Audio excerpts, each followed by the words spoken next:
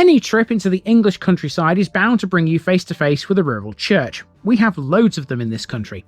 They come in all shapes and sizes too, ranging from the small, one-room buildings to the grand cathedral-like structures that dominate the skyline. One part of the church that's always guaranteed to make it stand out would be a spire, the tall, conical or pyramid-shaped pointy thing that reaches high into the sky. There are some really amazing spires out there, but why do churches even have them? What's the point of them? Do they serve any purpose? Well, let's find out. Spires are sometimes called steeples, and they've been included on church buildings since the conversion of Constantine and his proclamation making Christianity the official religion of the Roman state. Their origins can be traced back to several earlier traditions though. Do your best to not laugh at this next bit. Steeples show the influence of our phallus-worshipping ancestors, like the ancient Israelite and Canaanite tribes.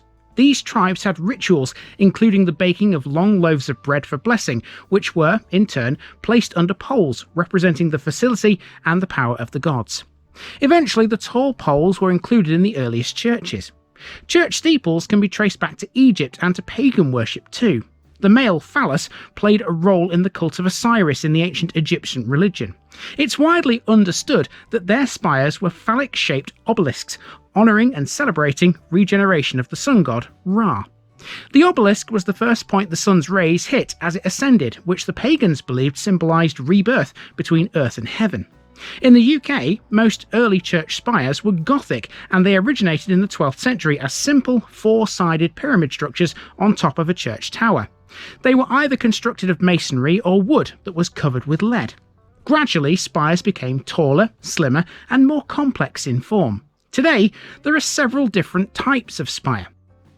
Conical stone spires are usually found on circular towers and turrets, usually of small diameter. Masonry spires are found on medieval and revival churches and cathedrals, generally with towers that are square in plan. Openwork spires are constructed of a network of stone tracery, which, being considerably lighter than a masonry spire, can be built to greater heights. Complex spires combine both masonry and openwork elements. They were a feature of many of Christopher Wren's churches.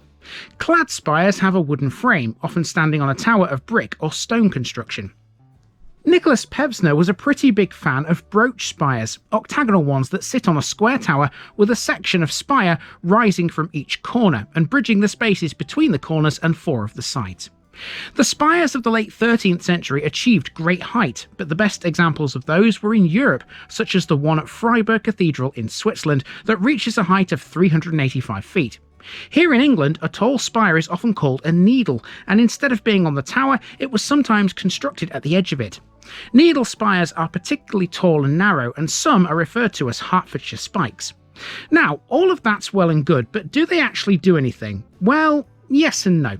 In Gothic architecture, the spire most commonly used on cathedrals and churches symbolised the heavenly aspirations of the church's builders, as well as offering a visual spectacle of extreme height. It also suggested, by its similarity to a spear point, the power and strength of religion. So you can think of a spire as something as a status symbol, a sort of structure that shows off to the world what you're all about. Beyond that, though, they don't really have any purpose. If anything, a lot of them cause problems. Spires were, and still are, particularly fragile in the wind, and countless collapses have occurred over the centuries.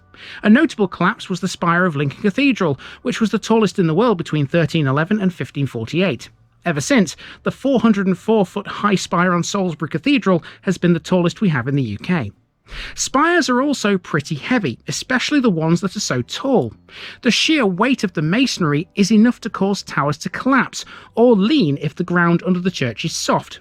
You may remember the church at Surfleet, which is a great example of that. So, problematic they may be, but aren't they grand? I guarantee you though, having now learned about their ancient roots as a metaphorical massive chopper, you won't look at them the same way again. Given what they're based on, is bigger actually better? Let me know below.